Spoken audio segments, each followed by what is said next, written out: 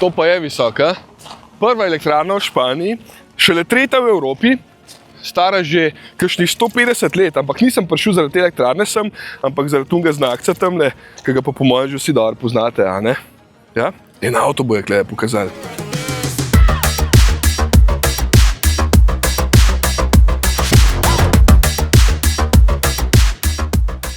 Raval je ime za sosesko v Barceloni, ki slovi po pestrem nočnem življenju, najbolj raznoliki populaciji in seveda tudi po kriminalu, ampak nazadnje niso mislili pri Cupri, ko so svojemu najmanjšemu avtu dali to ime. Ja, sami so imeli v mislih uporništvo in navihanost, zato bo to njihov najbolj mladosten avto v ponudbi. Takšne majhne električne avte smo čakali, ker bodo ti svojo dostopno ceno končno pomagali k elektrifikaciji, o kateri je bilo toliko povedanega zadnja leta. Pri nas imamo še vedno zelo konkretne subvencije, zato bodo osnovni modeli takšnih električnih malčkov različnih znamk stali tudi pod 20 tisoč evrov in si jih bo lahko privoščil praktično vsak, ki kupuje nov avto.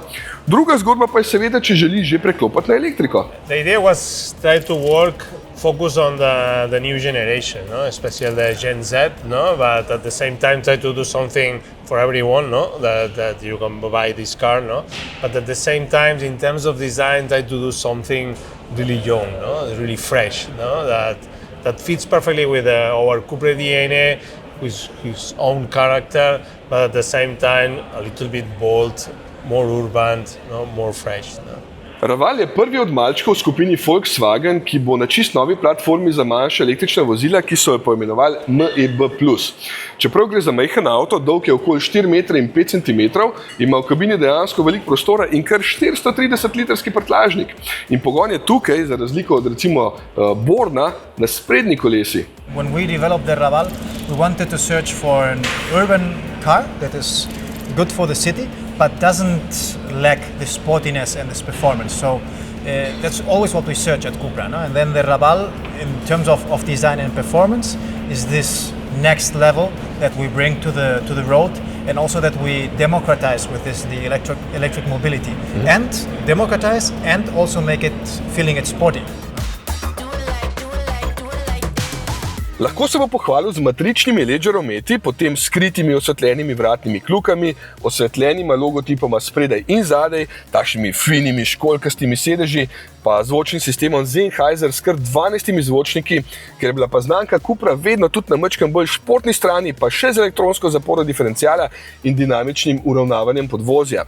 Drugače pa sploh zanimiv, da bodo vsi imeli od povprečja vseh avtov na tej platformi za 15 mm nižje športno podvozje in še za 10 mm širši kolotek, zato pričakujemo vsi seveda zelo dinamično vožnjo.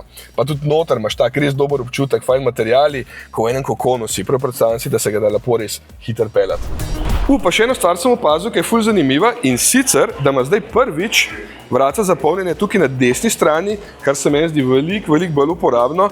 Pa še druga zadeva, na vseh 4 kolesih ima zdaj diske po novem, za bolj športen občutek, ker prejšnji so imeli vsi bobne. In če začnem pri tej, ker 166 kW bo moč motorja, to je 226 konjev za pospešek do 100 v manj kot 7 sekundah. Ja, pravi mestni razbojnik bo to. Ampak seveda, ta ne bo toliko pocen, kot sem omenil prej na začetku, zato bodo na voljo tudi šibkejše različice. Recimo vstopna bo imela 85 kW, to je 116 konjev, potem Raval Plus bo ponujal 99 kW, to je 135 konjev, Endurance pa 155 kW oziroma 211 konjev. Najmočnejša boste imela NMC baterijo z 52 kWh, šibkejša pa LFP baterijo s 37 kWh. Z manjšo baterijo naj bi bil doseg okoli 300, 100 leta večja pa do 450 km. Raval je bil razvit, zasnovan in proizveden v Barceloni, kar pomeni, da gre za evropski avto.